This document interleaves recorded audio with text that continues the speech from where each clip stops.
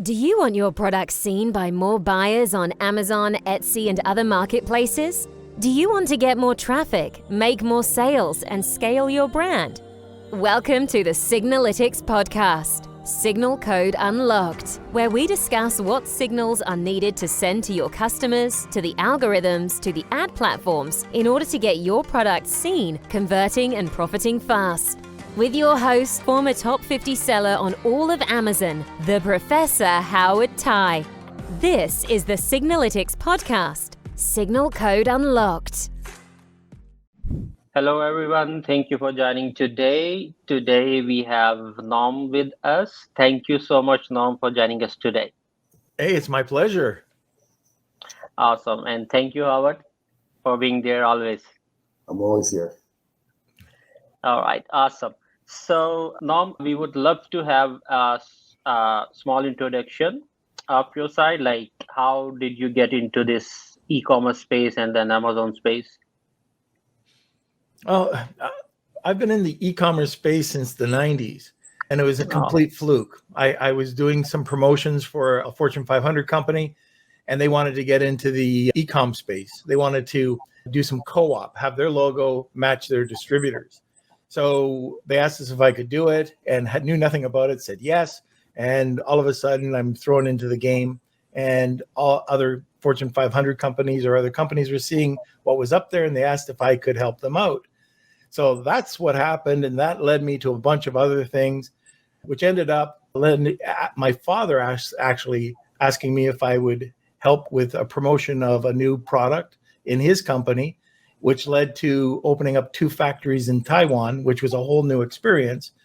Then we came back to the US and opened up a variety of different facilities. But all of this led to understanding Amazon and being able to go to a conference back in 2013 or 14 and just trying to get my head around it, understanding e-com at the end, understanding manufacturing and fulfillment and all that other stuff, but then applying it over to Amazon. So it was a fairly easy transition for me, but it's tough if you're not already in the game to just understand it, because there's so many elements that you need and you can't be an expert in everything. Let me kind of go over what me, Ishan, and Norm was talking about before we went live. Actually, the reason why we have like Signalytics and Econ Fleet is because Ishan represents us in the Pakistan side. So he has a big audience. He's a big influencer. He's actually a teacher over there. He used to teach a lot of the community in Pakistan. So he has a lot of students that are actually part of the top, sellers we call it like virtual assistant, but I like to call them like executive assistant. But then also the freelancers and stuff. He trains up from the bottom up. So that's a reason why some people might not know that. That's the reason why you see both of us on here. So for my side, the audience is probably more on the Western side, But so the top 3, if you guys, a lot of our audience here might have saw on Marketplace poll says that the top 3 sellers actually worldwide, Pakistan's right now currently ranked number 3. So it's something that is very interesting because we've been doing this for a while now, and it's getting more and more popular on our Pakistan side. That it's good to look into how it's actually like the move that we're making is actually paying off, because we are actually based in Pakistan, an office in Pakistan, and we do the RPO, recruitment process outsourcing. So what we do is actually we go in to Pakistan and we find the best, the most elite talent in Pakistan, and we hire them, and they stay at our office. So it's part of the team, and then we just make sure we train them as well as we outsource it. Clients comes in and we get actually them to hire them through us, and how we train them and we make sure that everything's all right. If any of the clients is employee that they hire through us leaves, we actually would supplement them with another employee right off the bat, and with all the training and stuff. So it's not like they leave and they have to retrain and stuff like that. Things like that we try to accommodate, and that's why we have us here on the podcast together, as well as that's the reason why we're in Pakistan, and we talk about Pakistan so much. Yeah, thank you, Howard, for the awesome introduction. So basically, and we have been doing this for almost 1 year now, and we have like successful talent coming in, and we have been training them, and we are making them super talented. So that's what really goes within us. And now back to the topic, Norm. Oh, I was supposed to bring a topic? Yeah. Okay, all right. I did create a presentation if you wanted me to present that, and if I could share my screen, Yeah, for or sure. I could just talk For sure. through it. Either way. Yeah, the slides would be a lot better. Okay, so if I'm just going to share my screen. Yeah. Just give me 2 seconds. I've just got to set it up on my other monitor. So today I wanted to talk about external traffic. I don't know why, but a lot of Amazon sellers, e-com sellers, are afraid of external traffic. I have no idea why people don't do it. Very few people actually do it, and very few people do it well. So I'm going to show you just different types of external traffic and what to do and how to do it. Now, first of all, it's the basics. We've already gone through that. So I'm going to tell you about the prerequisites, the types of external traffic, how to unlevel the playing field, and then kind of the best practices as I go through this. One of the first things that you have to do, and you might roll your eyes when you hear this, but you have to understand your audience. And then you have to build out a persona. And persona, all I mean is if you're stuck in an elevator or walking down the street with somebody and somebody starts talking, you have to know who this person is. And in this case, this is Isabel. And we can go through, her goals, the demographic. She's female, she's 33. She has pretty high skills. We talk about her motivations. We talk about a variety of different things, her backgrounds, her frustrations. And one way, Howard, I don't know if you know this, or I just found out about this. There's an app that you can get for LinkedIn called Crystal with a K. And if you subscribe to that, it will tell you all this when you're talking to your customers. And there's another app out there that can help you out called Spark Toro. But anyways, this is so important. And if you can do this and you can nail these people, it's not just one persona. You might have 5 personas or 10, but if you nail down that 1 or 2 and you do it really well, that's the very first thing. Also, you don't want to waste your time if you don't have the listing. I know we're not here to talk about, a proper optimization of your listing, but this goes well beyond just having the images, the title, the bullets, the back end, the meta tags, and all of that stuff. This goes on to, testing out your pricing, coupons, how to get frequently bought together, adding your Q&As, having reviews. And it's also testing out Amazon's internal tools to make sure that it is optimized, the most optimized listing as possible. And for example, under inventory, you can go to improve listing quality, and it's going to show you a drop down of how you can improve your listing. And you can just walk through it. Actually, if you go to the far right, it's going to have a drop down, and there'll be I think it could be 1 to 5 different suggestions. Some are terrible, but a lot of them, okay, if I just tweak this, it'll be great. Inventory planning. So managing your inventory health. That's also will play a big part in this, that you have high quality health. Also, just your overall health performance. Those are important things. One of the other areas is managing product documents. That's back in the inventory module. Very few sellers are doing this.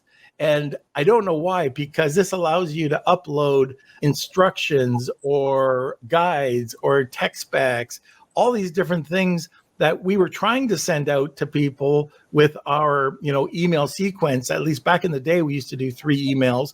Now, if you customize it, they're saying don't send out a PDF.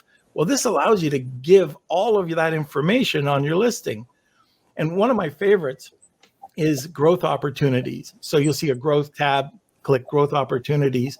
And in the bottom left of this slide, I wanted to show this because what this is showing is that if I added A+ content to this, it could increase my sales by over $10,000 a month. So there's sometimes you'll see $400 or $1,000. I went into a new client and I checked out just by working with this, we could improve their overall sales by about $30,000 a month. So just playing around with it. Some things are obvious and some things aren't. But then brand analytics. So now let's just move on. I wanted just to make sure that you do this and you have your listing as optimized as possible so you don't waste money. But now for traffic.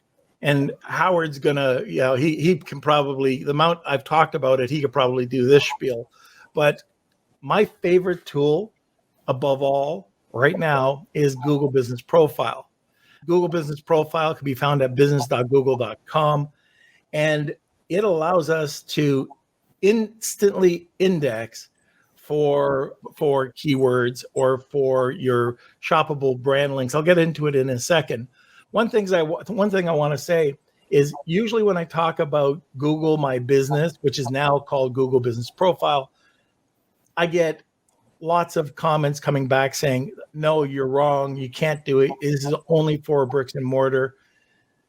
And I have to keep going back and forth and saying, no, you have to open up a brand account over at Google. It's very similar. In fact, it is pretty much the same thing.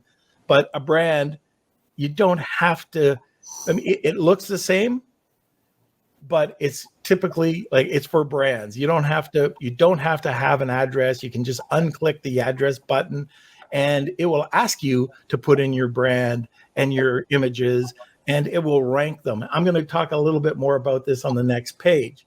So when you do, or when you create a Google business account, one of the big things that I like is that it will add a full 3 swipe.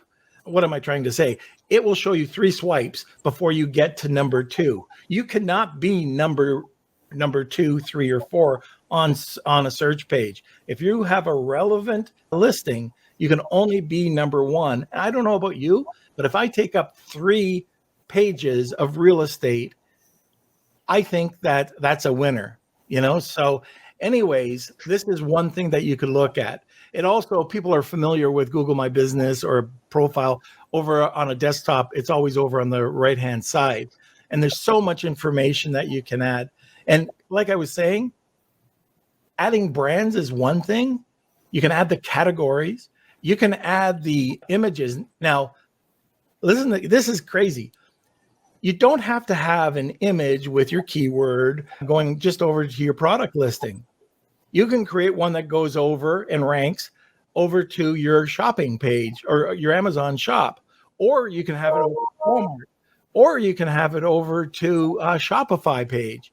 So all of these images are shoppable and will get indexed under Google Images. And if it's relevant and you're starting to sell, then what's happening is that you will be able to be found, and Google loves everything that you publish. So you're not only going to be able to put posts or pictures up there, you're going to be able to post. And you can add as much information or as little information as you want. It's all going to be in this dashboard. The dashboard can look a little intimidating, but it's not. It'll be on the left-hand side. I just didn't have room to put it, but it'll tell you, here's your profile, add this, add that, add a post. And all you do is just follow it, fill in the blanks. And the more you put in, the better it becomes. You'll also have a optimization chart to show how far you've done if you're 100%. In this case, our business profile was only 65%. This is what they look like. If you go out there, these are a couple of posts that we put out, and it'll look like this. It'll come out, it'll show across the top, and you can either order online, and this is a post. Okay, this isn't one of the images. And you can order online, and you can just be indexed immediately. We've all seen them. It's across the carousel, across the top. It's really great. And then underneath it, it'll say more about. And then you drop down and it'll have all that information about your products. Google will also reward you with clickless searches. So a lot of us in the SEO game, I've been in SEO since the 90s. And we work hard to build up and drive traffic to a keyword. Well, Google's more they're looking for relevancy. It's not so much the keyword, but if it's relevant, if you're writing an article or if you're putting out a post, that's a relevant source. Google will see it and start giving you clickless searches. So in this case, a Damascus knife, they might see that it's a Damascus sushi knife or carving knife or 8-inch knife or layered steel or hammered. And all of a sudden you're ranking for stuff that you had no idea and you would have paid thousands of dollars to rank for. And it's just, it could be endless content. So you can go in here and you can add photo after photo after photo. If you're getting user generated content back from influencers, you can post it. The second you post it, it is going to be, it will be ranked. It'll be indexed. You can add special offers. The what's new could be a product launch, or it could just be a regular post. You could do posts on your products.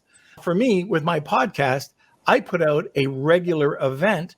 And when Google sees it's an event, it ranks it. I don't know why, but it loves events and it'll rank you sooner and faster. So let's say that you are doing more external content. Let's say maybe you're doing a podcast or you're doing a live stream. You can put it here, add it, and it will publish it for you and index it immediately, and you'll have it ranked. Google My Business, if you're not doing it, or Google Business Profile, check it out. And the good news about this is it's free. And if anybody tells me it doesn't work, I've got case study after case study after case study that will tell you you're wrong. Now, talking about just simple things, Howard, don't roll your eyes. Inserts. Inserts is still a huge way to gain external traffic. If you're just driving people back because you want them to join your loyalty club, okay, that's fine. There's different ways to get more traffic or more signups. It might be, for us, for example, when we put in this, we'll put in a dynamic QR code, which we can change to the season, which that way it looks like we're targeting the audience a little bit more, a little bit better. We can add a sample or not. We can add a free product, an extended warranty, giveaways. You can also do partnerships with strategic partners. So I sell soap. I might do something with, it might be with an essential oil company, something along those lines. But what you can do with that is now you have the power to drive traffic over to the people that sign up, but then create a referral program to get people to push your product, and you'll give them a point. And after that, we provide a large gift or a large contest where it could be, what are they called? Air Max Pros. They cost about $300 here in Canada. We'll give that away with something else. And all of a sudden, now we're getting more and more people. Now, if we find that you have to be careful here, because you'll get people who have no loyalty to your brand, or they don't want to have a bar of soap. They just want to enter for the Max Pro. So you can change that around and offer a gift set within your product range. Like it could be your brand products, it could be a collaboration of strategic partners, but something that's worth a lot that you think people within that you're going to email will start driving traffic back over. This works. It's really effective. We've been able to get, this might not seem a lot, but just with our podcast, we've been able to do this, get thousands of entries. And I think the last time we had 7,000 people see it, 720 people fit our demographic, and they entered. So we got 700 new listeners. Social media. I don't know about the both of you, but creative copy and engagement cannot be one person. I think you can get 2 out of 3, but I've never found a person that could be all 3. And if you do, Howard, I mean, you know tons of people. Zishan, if you know anybody, let me know, because I'll hire them immediately. But I've never found anybody that can do both or all 3. It's engagement that will get you everything here. For us, what we do is we provide value. We go to groups, we listen to the tone of the group, we start finding out who's the influencers within the group. We'll respond and go back and forth with these people. And as we're adding and as we're growing, now these people are seeing, oh wow, who's this new person in the group, and they'll come and like our page. And then we can start targeting them on like if we're doing any other types of campaigns. But once they like our page, they're coming over to our group, they're participating in our group, even within our page. I'm talking about our group. So let's say we have a group that drives over some traffic. Once we trap them onto our page, then it's still value. We have multiple layers of different quality or quantity and content types that go onto our Facebook page. And it's similar over on the group. Like we might add a full post or a press release or something, but it's never promotional. Even when I start out a Facebook page, I have it where I'm putting a lot of content, 10, 20 high quality pieces of content before I'll even launch the page. I want people to look at like it's consistent, that the posts are new, they're not old, and that it's something that they want to be part of. Just think of what you would want to be part of. This could be the single biggest thread for your traffic and to find people who can eventually buy your product, be repeat customers, become influencers, and be brand ambassadors. And I'm going to get into that a little bit later on because it's another great way to do this. One of the reasons I try to get involved with social media is that I can be an authority. And there's a variety of different ways. I'm a micro brand. No matter what you do on Amazon, you're a micro brand. People don't know you. You're driving traffic over to your Amazon listing, and people have no idea who they are. How do they trust you? They're going to find the first red flag and not buy from you because they already don't trust you. Once they go onto the internet and they see that you have consistency, like a nice brand, it's consistent, it doesn't look like it's scammy, then that builds trust. If you're doing it for a longer period of time, you'll see that it builds authority. And you have to understand this audience because it'll save you so much money. One of the things I want to talk about too is when you go on to social media, many sellers forget about their brand. You want to be brand consistent. You want to post with your colors. You have a certain font. You might have templates for different types of content. And this helps people just look like you're a higher perceived value. So it's not a process that can just be rushed. You can go out there.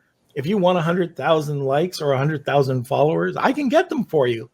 But they're going to be cheap, crappy likes or follows, and it's going to be people that don't engage. We want engagement. And to give you an example, we have just launched a mindfulness product, like a spiritual product, and we've been building and building and building content for a long time. But within the last 3 months, we have 5,000 likes, and these are people that are engaged, people who like our product, which is so key. If you build it, they will come, and that is true. Now, right now, video is probably the most popular form, followed by an image, followed by copy, or just straight copy. Now, 480 times more effective than a photo, believe it or not. That's why TikTok and Reels are the number 1 and 2 social media platforms to work with right now. So TikTok is very, depending on your audience, is great. Reels is great. They're both video. They rely heavy on video.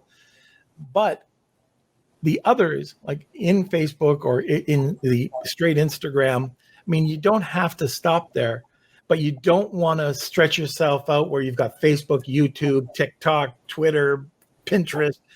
Find the one or two that really fit your audience, and then start working that one. You'll end up becoming an expert in that rather than becoming an expert in none.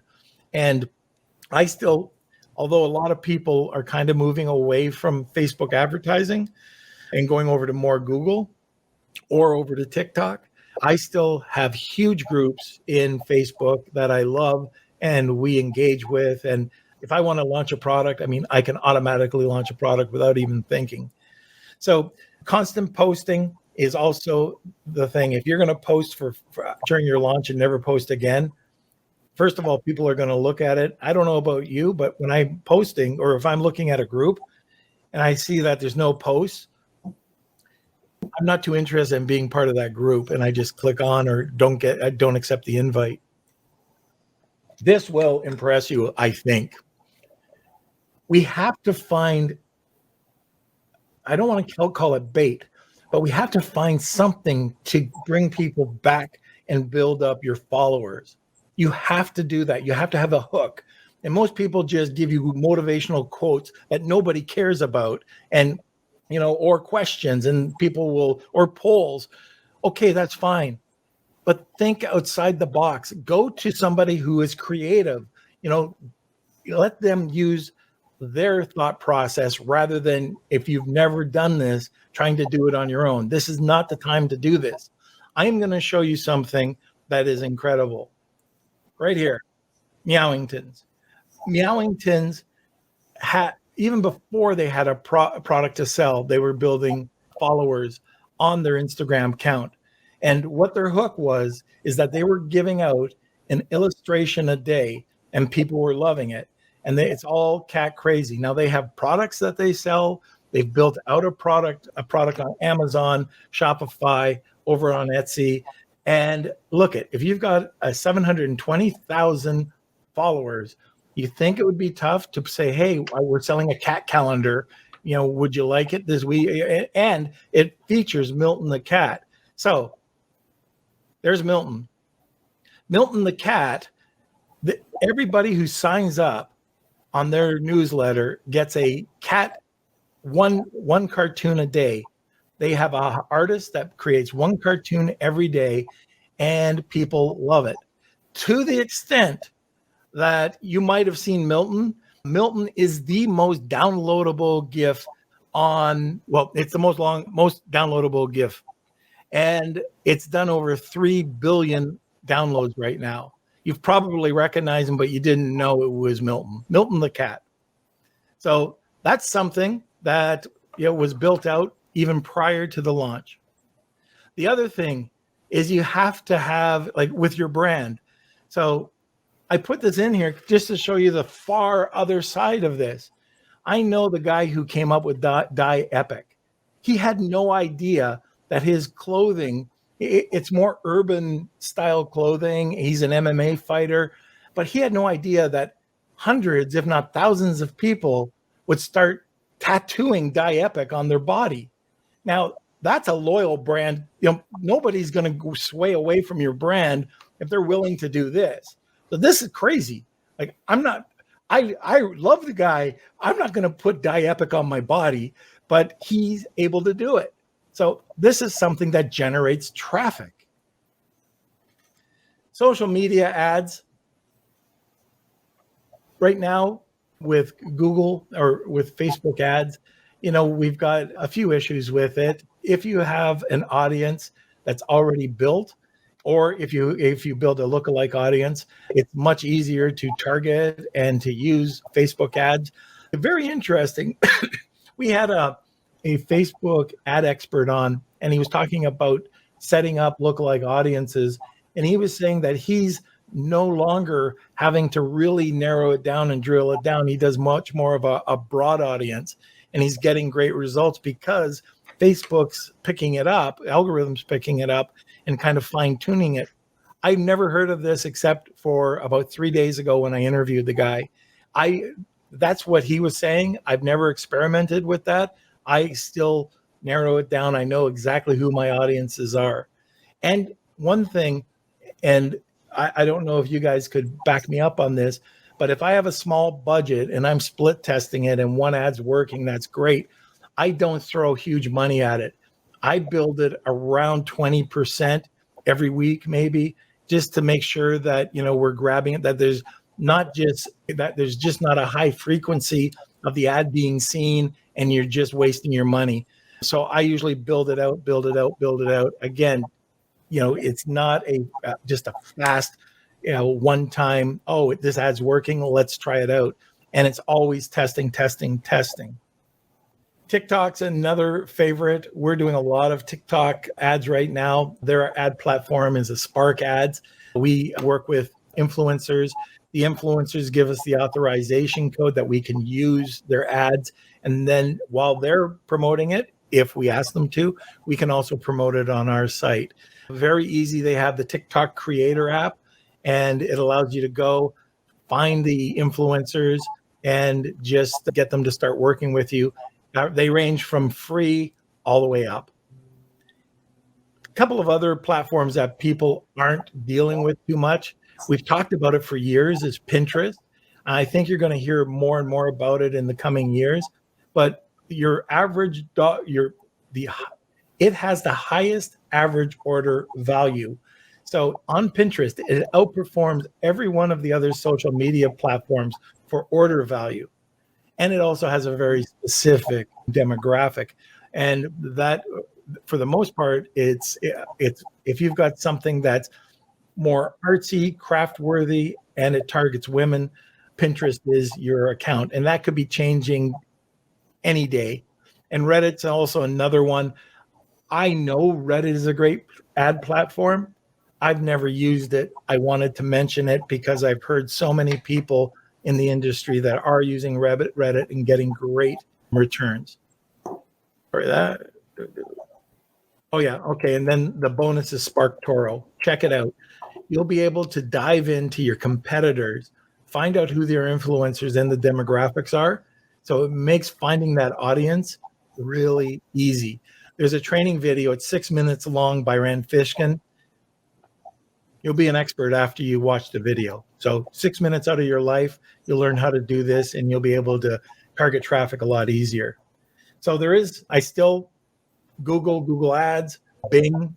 I haven't been doing Yahoo, but Yahoo is definitely a platform that you should be looking out at. They have their own sites that they're working with and they're getting some big traffic. And I don't know if this is 100%, but I believe WhatsApp, the advertisements that are seen on WhatsApp are also through Yahoo. I believe that's what I heard. But as for Google is the easiest one, and they make it super easy now to work with. And they're coming out with a new form of ad, which should be coming out within the month. That is going to make it even, from what I heard, your ads are going to perform, if the number was correct, 30% better. It's a performance. It's a new performance ad. And then Bing takes up about 20% of sales if you want to target them. So I'll talk very briefly on this, but if you're not doing gift guides, you're missing out on huge business. We had one product that is on Wirecutter, and we never know when they run their promotion, but when they do run the promotion, this is an 8-figure brand, but every time they run it, our sales go up on Amazon $100,000 for the month, just because we have no idea what they're running the ad. And all of a sudden it's there, we get $100,000, we say thank you, and it was free. And then like gift guides, people get mixed up on gift guides. A lot of them, you can just either enter, contact them. Many of them are free. They're either like, just think of any of your TV networks. It could be that. It could be Oprah. It could be a niche magazine like Field and Stream, or any niche magazine like Cosmopolitan or Bazaar, or any of those, Wired. And you can also like I took a look over here at the pet image. I took that from a pet gift guide, and there's thousands and thousands and thousands of them, and they're all easy to find. You just have to go into Google, type in whatever the gift guide name is, or gift guides for Christmas, gift guides for the holidays, gift guides for pets, for dogs, for a specific breed of dog. And some are global, some are national, some are state, local, general, specific niche. Get into gift guides. They can generate a lot of business. They don't guarantee anything, and some you have to pay for, but it's a great way to get some extra exposure and traffic. All right, so I like press releases. I like them so much. I bought a press release company. I wanted to show this. I did a presentation for Kevin King on August 13th, 2019 in Helium 10 Elite. And I wanted to show that press releases not only are effective, but they can last depending on the quality of what you're talking about, the content, and the service that you're using. As of today, I looked, and guess what?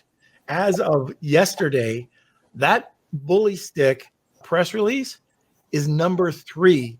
And there's still multiple different listings for that press release from different companies and now that was June 11th, 2018, it was published. August 13th, I wanted to prove a point. And in June this year, 2022, it's still on page 1. So the other thing is, I talked about, the different types. Now, this was a good press release with fairly good distribution. There's 3 types. Online press releases, which are usually cheap and will get you very little exposure. Social media press releases usually they're online. They go to many online media outlets. You usually pay for what you get. It could be a $40, it could be a $300 press release.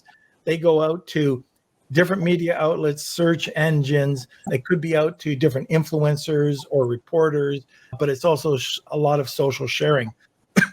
Then you have the traditional press release, and I would take that probably from a $500 to a $3,000 press release. And the press release, if you're looking at launching a business or at something that's really important, this is the one that I would choose. If I'm launching a product, I would do multiple social media press releases. If I'm doing something that I want people's attention to gain authority, I use a traditional press release because it could go out to as many as 5,000 different outlets. It goes to periodicals. It goes to trade magazines. You can focus in on a very specific area or region, but they usually get the best results, and they usually have a much wider influencer or blogger network, usually a proprietary network that they use. And it's expensive, but again, if you've got a great brand, why wouldn't you want to use something expensive to get that authority? And imagine this, we're talking for a global press release. You like for social media press releases, anywhere, a good one between 100 and 300.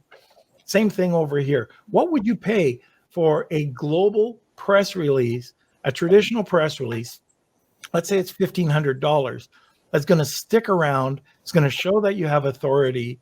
It's nothing really to pay if you've got a half good brand. Like I'm talking about if you've got sales of maybe 20,000 or more, you can see the difference and it sticks. Now, why bother?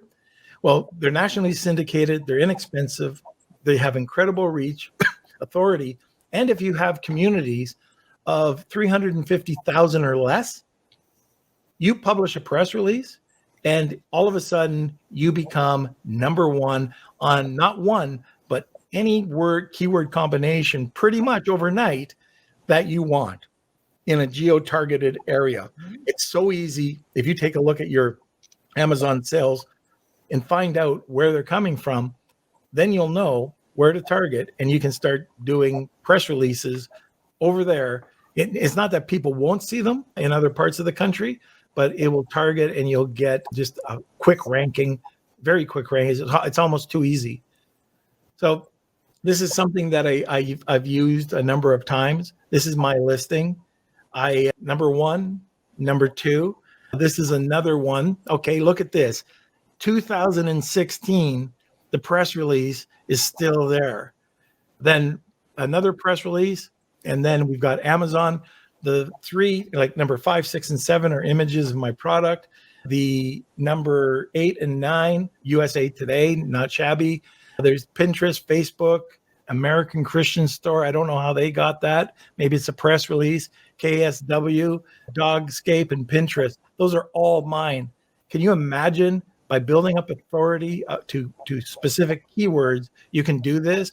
And now circle back and use Google My Business and link all of this. So you have a link. It's your anchor tag. It's your anchor URL. And that's how you get to do this. You have Google re-index it, and now you have a page that looks like this. I'm going to go through this very quickly, but the anatomy, you have to know what the anatomy of a press release is. So the very first thing is you have to have a very specific title that's newsworthy and that can fill in. Google is going to index your title, and they're going to do every max that you can think of. I could end up with 300, 400 different combinations. So writing the title is very important. The summary. This is what all the writers on Twitter will pick up on, or if you're using Harrow, help a reporter out. That's what they're going to look at, and that's what they're going to see if they're interested in. For us, we use video, but a lot of people don't use video. But then we have our links. We don't do a lot of anchor links at all anymore, except for learn about neuroscience, and then we have a raw link that we put in there. So, okay, there's the links. And then we have the logo. You want to fill all this in. We've had people that have come to us that didn't want to be identified, or they didn't want to add their email. Well, what the heck are you using this for if you don't want to be identified? Like, this is how you get the sales. Then you have all your social media, and this is your YouTube channel. One of the bonuses here is create a video. It could be a talking head about what you're talking about here in plain English, and add that in, and that'll get extra exposure too. And then you can add usually about 4 images, and you don't want to put anything that has a social or discount code. So for the one that we just recently did, this was in a 24-hour period. We had 216 keywords ranked on Google, 180 were ranked on the first page, and 121 were ranked number 1. Now, I have to tell you that most of these were horrible, ugly, long tail keywords, but we had some really good ones too that were 2 or 3 words long that made complete sense. But you're doing this not, I'm trying to just get exposure out there. So for this, for example, here's some stats that we got back. And we had 3,300 people visit our site from this combination, which not bad. We had a potential reach of 124 million, and we had 110 pickups on this one. This was one of our smaller PRs. We got a list of the influencers, where they were, and how many hits we got per page. And then here's everything that we had for this one. So this was for a PC ad company. This was actually a lot more. I think they had 1,200 hits on this one that were ranked in 72 hours on Google. I don't know. It was a crazy amount on page 1, but they got it all. And as you can see, not all of these are really good. So content marketing, I'm almost done this. Content marketing can also be a huge, it's all content marketing, everything I've told you so far. But most people think of it as just blog articles. Well, blog articles, you just don't write.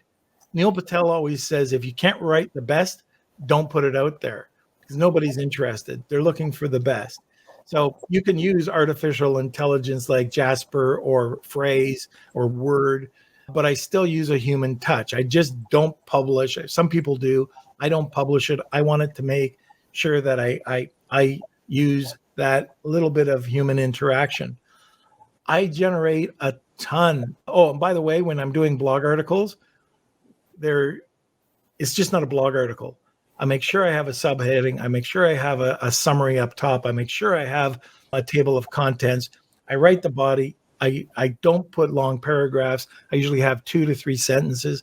I fill it up with images every few lines down or every few paragraphs down. I have usually, if I can, make a very inexpensive free video on YouTube. I'll link it in there.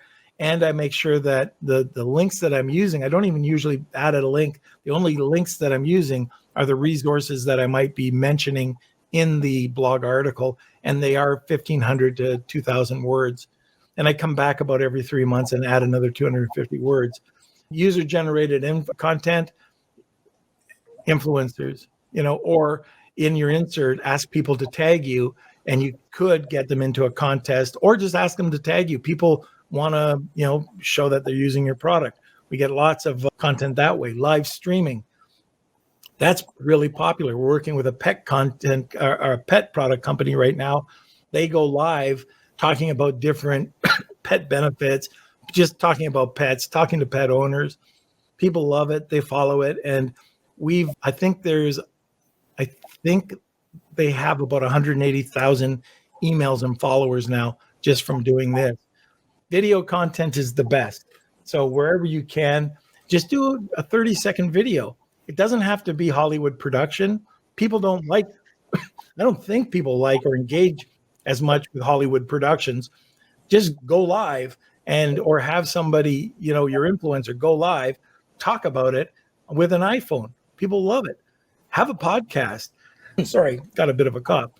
The podcast is just a quick audio, or if you have a video, just record the audio and publish that. You can guest blog. That's a way I was able to link, and I got a link from Dr. Phil. And I saw our traffic triple almost overnight because we had a link into the referral directory or something like that. And it linked back to us. Curated content, very easy to do. I could go outside for a few minutes, come back with a month's worth of curated content using something like Buffer or Social Sprout or Post Planner. Very easy. Ebooks and surveys and contests, perfect. If you've got something suitable for a newsletter, use an app like Paper.ly. So it's paper period Lee, L-I, I believe. And you can curate the newsletters in about 5 minutes. It's so easy. Presentations, when you post them when you post them either through Google My Business, or if you have the link in your presentation, it'll be indexed to Google My Business and you'll get indexed right away. Reviews are always helpful. We've used an app in the past called Bonjour, and we've also used handwritten notes that people love. So we get more people still 3 years after we launch, or 4 years after we launch a product, talking about what a nice touch about the notes. Well, we get them done 20,000 at a time in China, and they're just generic, and then we add the person's name. So it's very inexpensive. Social posts, memes, search is big, and case studies. Everything that I just told you is hundreds of thousands of different ways to repurpose. You can take one thing and repurpose it 100 different ways. Take a blog article, and as you go down and you have a question or you have bullet points, you could just take that snippet and repurpose that. And if you do it right, you could take a blog article and repurpose it, just the one article, hundreds and hundreds of different ways. So it's super easy to do. I've got an example over here. This is just something that we use this is a client of ours, and he's a neuroscientist. Anyways, okay, we put it on Facebook, we put it on YouTube, we put it on Twitter, this is only 3 that we put it on. And then the secret sauce. The secret sauce is doing exactly that with repurposing, but you're doing it with first creating a good quality blog article. You're creating a video and embedding it into the blog article. You publish it, just not onto your website, syndicate it so it goes out to 100 different sites or 500 different sites. Once it's published, write a press release. Within the press release, you might have 5 reasons why is your blog article, although I don't use a lot of that type of titling, but like something that would be more of a blog article title and something more newsworthy. Grass-fed bully sticks are a proven way to, proven way to provide healthy digestion in elderly dogs, something along those lines. Anyways, within the body of the press release, you can link over to your blog article, and you're linking the one raw link I was talking about over to your Amazon listing. You're also doing that in your blog article. So now you've got the power of both working. The press release is going out to either 100 or 5,000 news outlets, and you're kind of driving all that traffic. And as I showed you, depending, like when I do a product launch with a social media press release, I don't expect traffic. I expect authority. When I am doing a high-end $1,500 press release, I'm expecting some traffic mixed with that authority. So getting 3,000 extra clicks onto my site, that would have been nice. So I link to the blog article, and then I can add a video explaining the press release, and then I publish and syndicate. So then I take it, and these are all optional. I can create an audio recording from the video. I can create a video of the PR, but make it into a script, so transcribe it. There's so many things that you can do, and you can create literally hundreds of snippets out of one press release and blog. Help a reporter out is, if you're not familiar with it, hopefully most of you are, is there are tons of people out there looking for content. And I can pretty much guarantee anybody selling anything on Amazon, there is an influencer, a blogger, a reporter looking for content. And this is the easiest way to start building out your external traffic, because you're going on to, like, let's say the New York Times or Oprah. Okay. So you've got that magazine, they pick something up and they write, I know I got something with Entrepreneur once, and that's huge. They've got way more traffic than I could ever imagine. And I'm going to have links coming back to whatever I want them to come back to. Now, influencer marketing, this is a whole hour on its own. All I'm going to tell you about this are some very simple things you should look for. First of all, the audience. Are you a TikTok audience? You go through what I talked about at the beginning. I work for the majority of the time with nano and micro influencers. Micro influencers technically are under 100,000 people. Nano are under 10,000. But even smaller, like people that have 500 or people that have even less, they usually want your product for free, and they send it out, and those 250 people really know the person. So all of a sudden you've got somebody working with you. I am adding, if you have the brand referral program, I'm giving them the 10%. So they're making some money. So not only, some will ask you for a fee. I might end up negotiating a flat fee, and I'll give them an ongoing commission to continue to promote the product. Now, they can do this with images and videos, but I like it when they put it onto their blog. If I can find an influencer with a really great blog, or if they have a really great network, I can provide them with product, let's say 10 products that they can give as a content. So these are things that you can do using influencer marketing. It doesn't have to be difficult. It can be very simple. Sometimes, depending on the email that you send them, it can be tough getting them to respond. So you've got to kind of figure out, the personality and the way to word those emails to get them to respond. I know Joe Martin is a guy that has BoxyCharm. He skipped the micro and the macro. He went right to the celebrity. He went to the Kardashians, and he paid the big bucks, and he got other big influencers, and his BoxyCharm went through the roof. It recently sold for $500 million to Etsy. And, he had the money, though, that he could go, I don't know about you. I don't have that kind of money that I can, throw the dice once. He had to do it multiple times. And everything I'm telling you it's all about touch points. You can do one type of marketing or, and just keep doing that and become an expert at it. As long as you have multiple touch points, and that means at least people can see it 7 times so they can start recognizing your name. This one, a lot of people don't think about, and I think this is my last one, is your small, medium-sized businesses, the retail market. Retail's not dead. It just smells funny. A lot of mom and pop stores are out there, and they are truly the heartbeat of America. They're the ones that are buying up a case at a time. They're paying you by credit card, and you have to pay them wholesale. They'll buy wholesale, but they buy case lots. It's all upfront cash. You don't wait for anything. You have your inserts in the case, in the product, and now you've driven a ton. It could be hundreds, it could be thousands, it could be tens of thousands of new customers to your doorstep because of this forgotten marketplace, and it's a huge marketplace. Now, the last thing is you could take any 1 or 2 or take 10 of these, and it will not work unless you put it all together. Number one, you have to, I call it grooming your customer, but you have to create excellent customer service.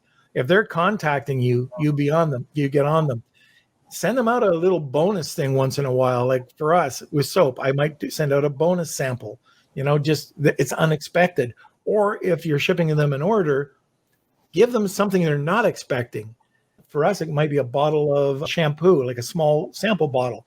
I might call around to my strategic partners and say, hey, do you have any samples that we could put into these orders this month? We do this with soap artisans, and we'll give them a different type of soap that they're not expecting. Then we definitely want to build that email list. We want to work with SMS. If you can, direct mail is also something that's come back, and you can have that VIP club. It's not dead. It's just how do you work it? And you have to make sure it's just not a dead VIP club. At the end of the day, it comes down to engagement, and I call this blitz marketing. If you can create blitz marketing, then you can create a huge external traffic blitz. So I think that's it. There we go. Wow. So this is a ton, huge information, tons of information there. So let's take some questions. Sure. Oh, what is this? I'm an old. What does that say? Is it a good idea to drive just external traffic on your storefront, your Amazon storefront, or your direct listing without worrying about conversion? So he's asking to drive traffic to storefront or a direct listing page. Well, it really does depend. I had a client who didn't tell me that they were driving traffic with their very large 6-digit mailing list. And what happened, it really hurt the conversion rates. They drove 180,000 emails over to their Amazon listing, and it had very low conversion. And the reason why is because they kept the products on their site with an added value bracelet. And so people went over there and bought instead of Amazon. So all of a sudden they ended up below a 1% conversion rate, which hurt them. You can drive it over to your store, and different people, like I've talked to Kevin King about this, and he says he likes driving people over to the store. The reason for me is I'm selling soap. I can give them the full experience of our brand. And then I might even get an order that I didn't expect. But you can drive them over. Now, if you're expecting a lot of tire kickers, one of the things that I would do is get a very simple landing page. And you have them over, you have another test question. You're going to lose a lot of traffic this way, but you're not going to have the tire kickers. So you can ask a question or just give them more information about your product. And then if they're interested, you could make it really difficult, get them to add their email, get a double opt-in, get them to get a code that way and go over to Amazon. And this is very similar to posts. So have you guys noticed that with posts, it's very hard to buy a product? And the reason for Amazon posts, they do the same sort of, I think it's the same process. You see a post, you have the option, click on the logo, click on the image. When you click on the image, it goes to a carousel with all your competitors. Then you click on it again, and now you can drop it down to a shoppable image. You hit the shoppable image, it goes over to the product listing where you can buy it. So that's 5 times. E-commerce sellers know every time you click, it's 50% drop off at least. But what happens at the end is you have very, very high conversion rates. And that's why if it's a smaller campaign, I don't have a problem sending them over to my listing or storefront. If it's a larger, I like to have that middle ground where I make it a bit more difficult for the person to buy from me. Mhm.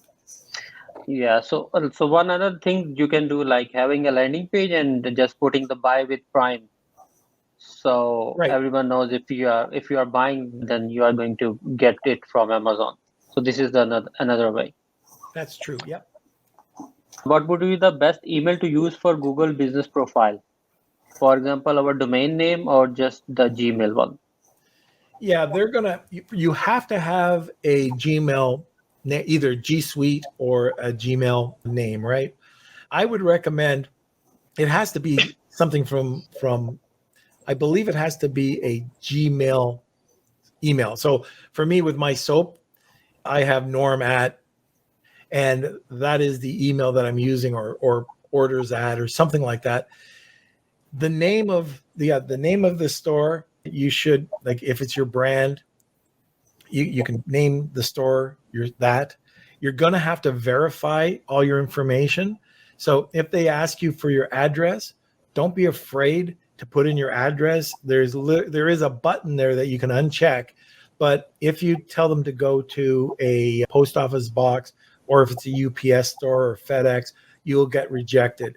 And I always have them mail me the information. So I know I didn't answer the question, but yes, use whatever email that you're going to be using to correspond with people in your account, in your Gmail. And by the way, I don't know if you know this, but if you put your URL, or if you put your post, like whenever you post in Google, it could be a Facebook post, it could be whatever, you'll get a link. If you create a short link and put it into the signature, like let's say I post once a week, I put it in my signature. Every time I send out of my Gmail account, Amazon will be able to index it. So it'll index every time I send something. Like it'll see activity. A lot of people don't realize, but Google can read that link in your Gmail signature.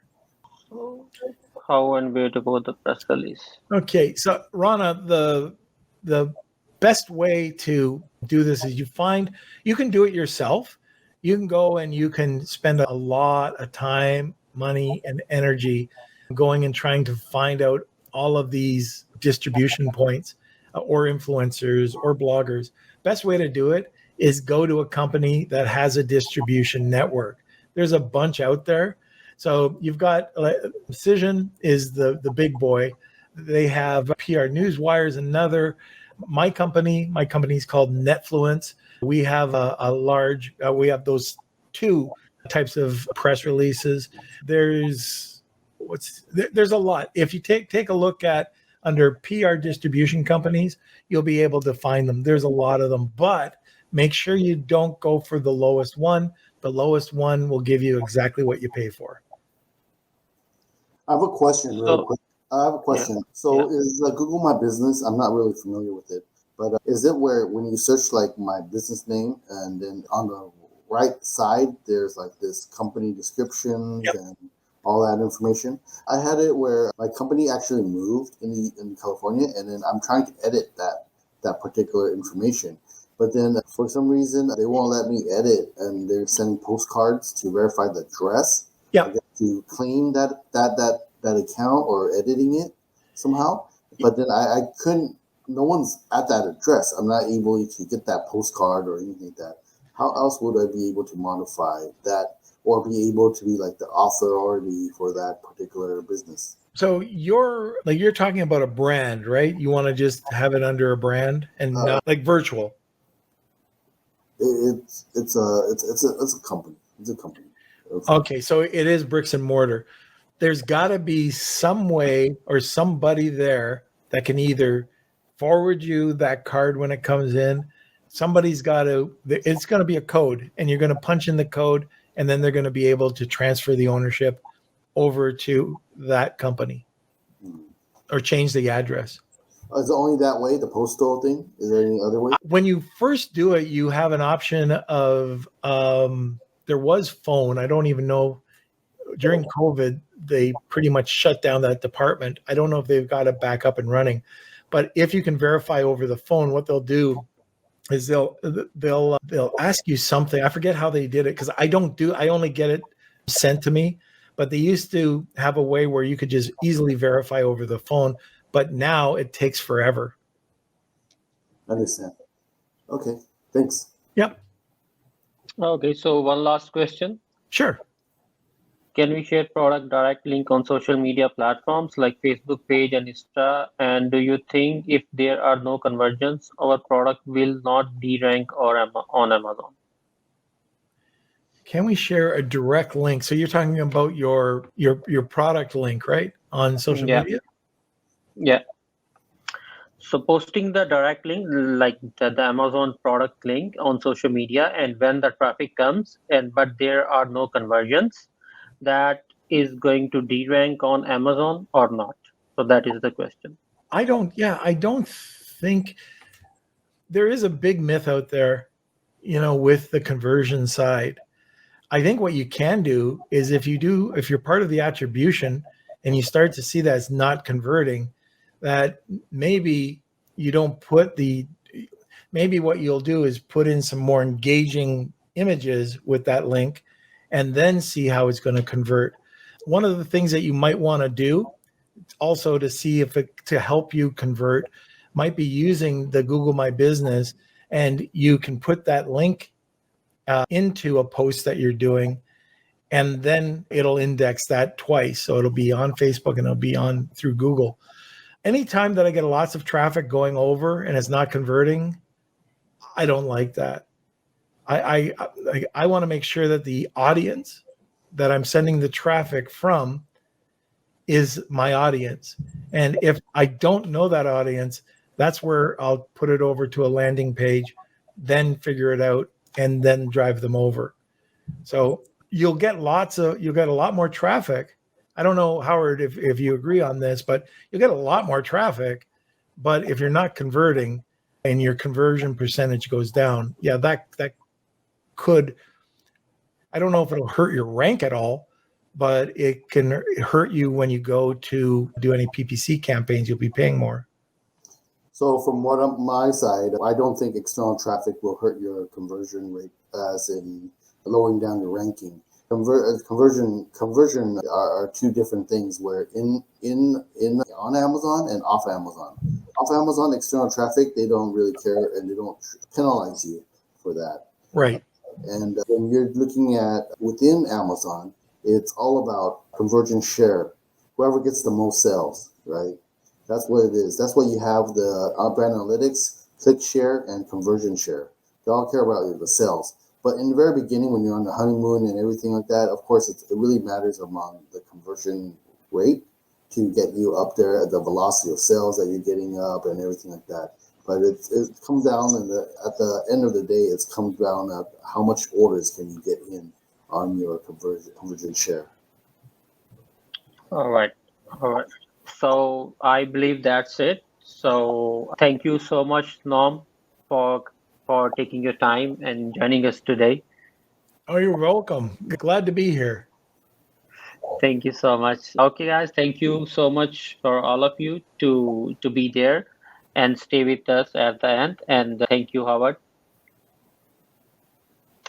Take care. Bye. Bye, guys. All right. See you later. Thank you. Bye. Do you want your products seen by more buyers on Amazon, Etsy, and other marketplaces? Do you want to get more traffic, make more sales, and scale your brand? Welcome to the Signalytics podcast, Signal Code Unlocked, where we discuss what signals are needed to send to your customers, to the algorithms, to the ad platforms in order to get your product seen, converting, and profiting fast. With your host, former top 50 seller on all of Amazon, the Professor Howard Tai. This is the Signalytics podcast, Signal Code Unlocked.